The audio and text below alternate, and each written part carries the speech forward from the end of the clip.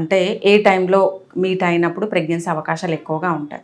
Last 6 months back ఒక couple ఇద్దరు IT sector నుంచి సాఫ్ట్వేర్ ఇద్దరు మ్యారేజ్ అయ్యి 3 years మ్యారిటల్ లైఫ్. సో వాళ్ళు ప్రెగ్నెన్సీ కోసం ప్రయత్నించే క్రమంలో అన్ని రకాల మెడికేషన్ యూజ్ చేయడం జరిగింది.